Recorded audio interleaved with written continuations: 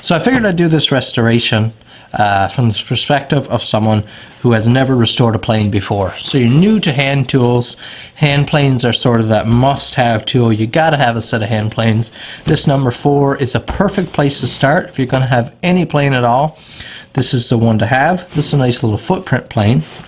If you haven't watched my talking points on this plane, comparing it to the Stanleys, click on the link I'll put there on the screen right now.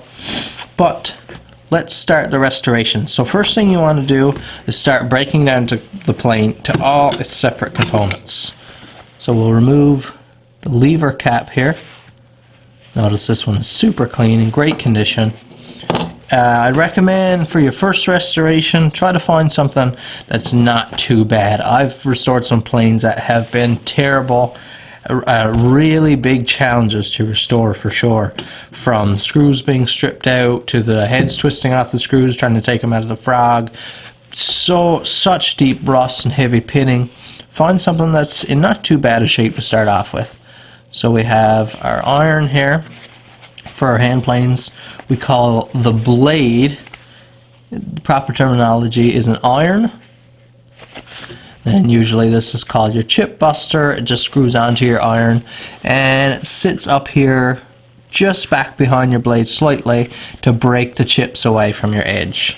So we'll separate those two. These sometimes can be really tight, and this one's not too bad. It's pretty secure, but not too bad. So I'll separate that screw. Make sure you're careful with all your components. Check out that condition there. Pretty good. Pretty clean here as well. Okay, I'll take out this screw. This is one beautiful plane. Now I'll detach the handles very carefully.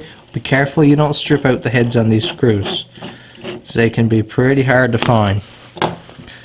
So I'll remove that handle. And that nice big brass head on this plane. Just gorgeous. Brass. Anytime you can find something with brass, get it. Because brass looks so good all cleaned up. Now this one has a screw here in the rear tote, but not one down here. So it all depends on the specific plane. Usually you'll always have a screw here. Sometimes you'll have a small one here as well, or you'll have something on the inside pushing out like some kind of a pin to keep it in place.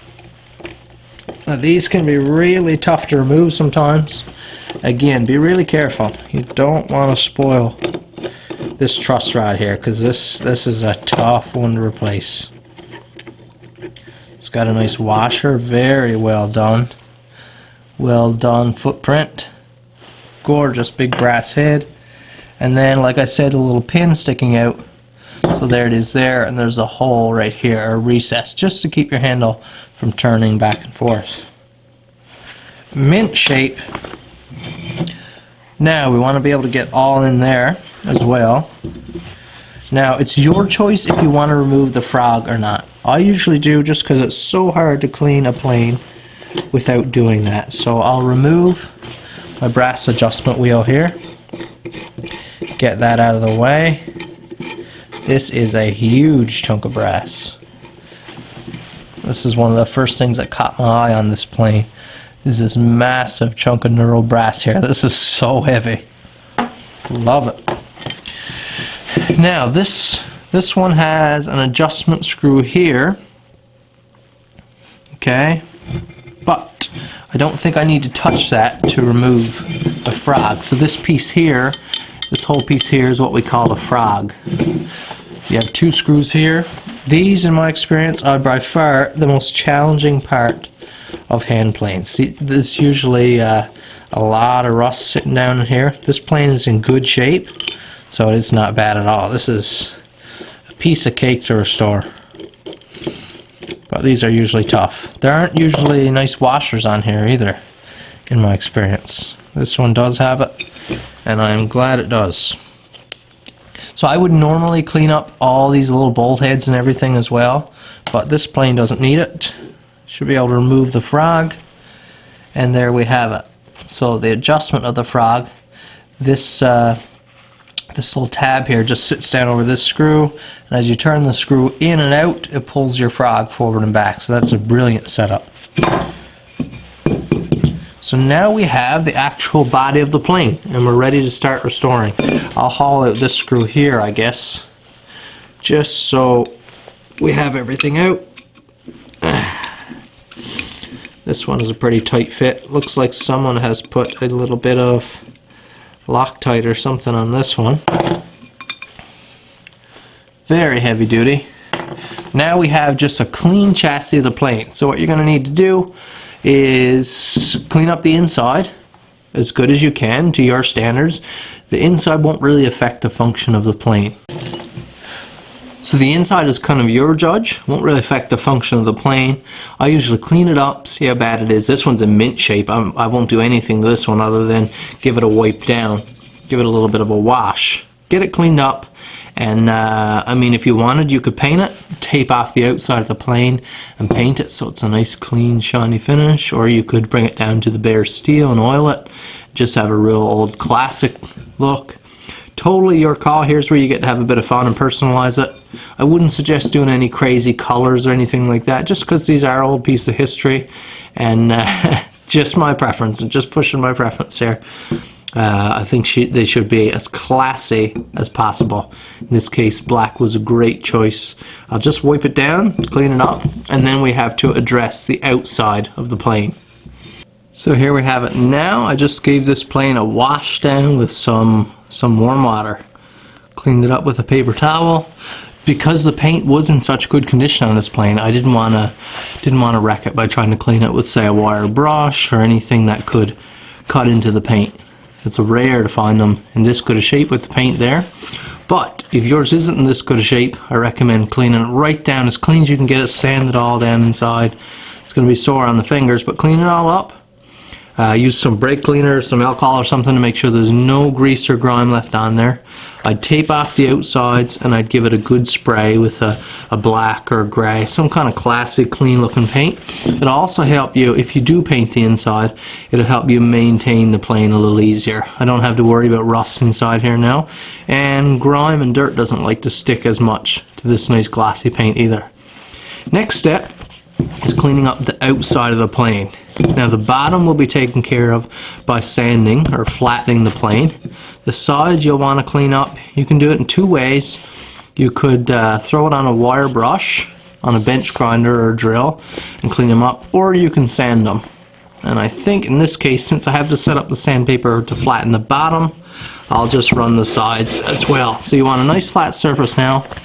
Some good coarse sandpaper to start with, maybe around 150 grit I think I'm going to start with.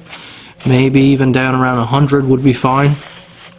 And you just want to lay that sandpaper on a nice flat surface, work that plane with some pressure, and you want to get a nice flattened surface. You see, I just ran this plane on some sandpaper first back when I got it. I've had this plane for a while now, and just to see how flat the plane was. And you can see we have a nice flat surface up here, and it touched along the sides here, so we have a bit of a hollow here in the plane. Not sure how deep that goes, how long it's going to take to get that out. Might take a while, okay? Might take some time, but you just want to be consistent, nice even pressure on the sole of your plane on the flat surface, and work it down so it's nice and flat. So you can see already, notice where we're touching there. So this isn't a bad plane at all, just after those few strokes. So we do have a little bit more pronounced hollow back here. This is not going to take much at all back here. Okay, so this plane actually cleaned up beautifully. Notice I've got those sides sanded flat, and that bottom is just about flat, except for you can probably see a little bit of a hollow right here, which won't create much of a difference. It's almost gone anyways, but I ran out of sandpaper, so this is more than fine. Notice all this front around the mouth and stuff is flattened, and all around the outer perimeter is flattened. Now I also worked the sides down a little bit. These corners here, this 90 here. If you think about it, when you're working a plane on a piece of wood and you're picking up your plane and dragging it around, you don't want any sharp edges that can tear up the surface of your wood. So you want to sand down those corners, sand down the nose if you can, and around the tail here. Now I usually do that with a file, which is absolutely fine. I believe I learned that from Paul Sellers, and at first it scared me because I thought he was ruining his beautiful plane, but isn't a big deal at all. This is cast iron, so it's really soft. Because this part of the project is so addicting to me. I love it. So effective it is.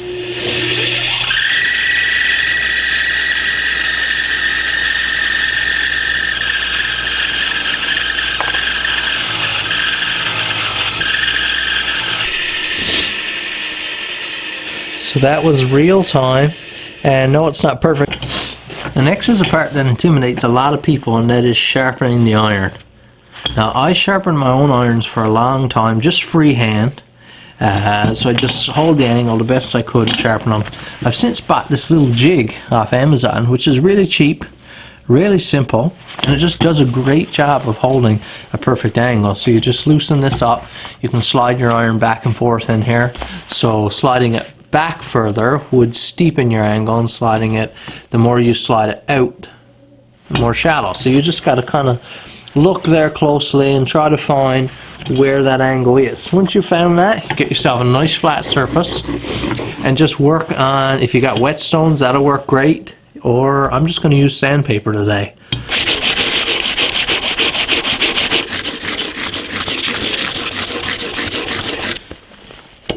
Here we go, some of my favorite paper is this 2000.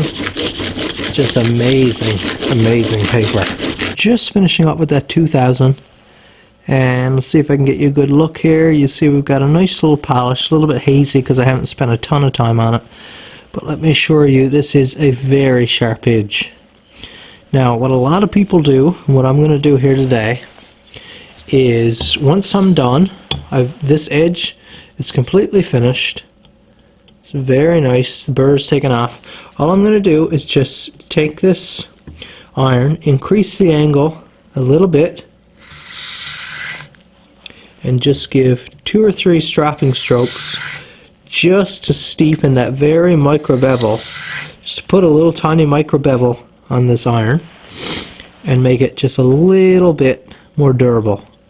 Okay, I threw these 2 screws in just to hold the frog kind of firmly in place here. And here's where that nice fancy micro adjuster comes in. Notice we have some space down here, so I'm just going to turn that micro adjustment knob. Just start turning it until we get that frog exactly where I want it. Now it might still veer left and right, as you can see. What would be nice is if the frog was set on 2 adjustment screws, so you could adjust the left to right very easily. That's not that big a deal here.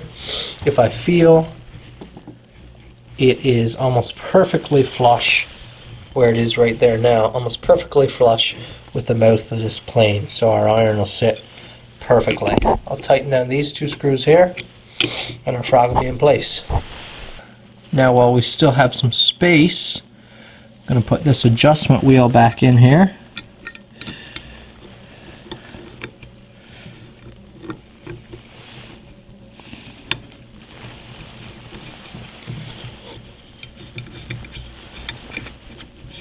And you just turn it in until that little Y lever falls into that notch.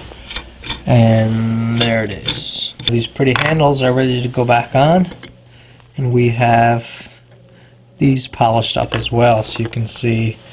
Let me put my washer on.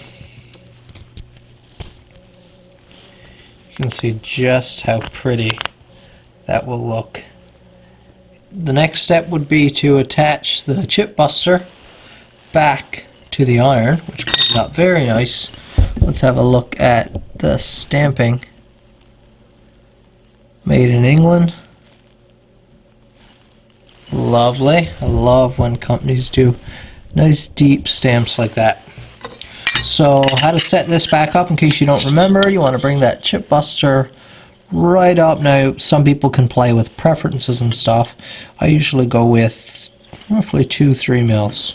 When I took this apart, this chip buster was pretty much right at the edge, but I'll give a couple mils spacing usually. Center it, and then this funny little screw goes in through the back side here, and you tighten down, which compresses these two together. Tighten it up pretty much as tight as you can get it. If you don't have a good screwdriver for this, usually these lever caps are set to fit in there, so you can tighten these up with your lever cap. Get it as straight as you can, and now let's put it on the plane. I removed the paint from that footprint because I noticed that it was not original. Let's see, I don't want too much tension, but I want enough. There we go. So if I can snap it in like that, you've got it pretty much right. And now here we have our completed plane, which is just so beautiful. I'll state again, if you haven't seen my video where I talked about comparing this footprint to the Stanley's, I mean, it just doesn't compare. This plane is gorgeous. Got that bottom and sides all cleaned up. If you've wanted, you could have spent a bit more time and took out that hollow. You'll probably have a similar case with your plane when you do it. Just beautiful. Check out that brass. This is just pure class. That black against that wood, and then with the brass. Lovely. Notice our screws here. Solid brass, all shined up as well. Oh, so nice. So happy with this restoration.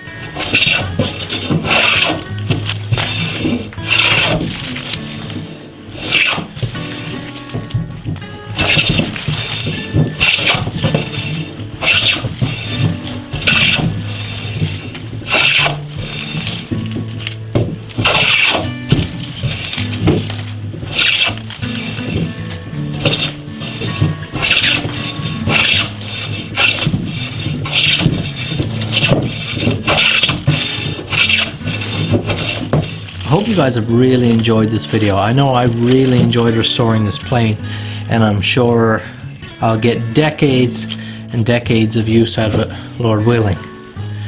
Beautiful plane, just so happy with this footprint. Made in England, beautiful vintage plane. Hope you guys have learned something. I hope you found the instruction useful. If you did, hit that like button, leave me a comment, it really helps out.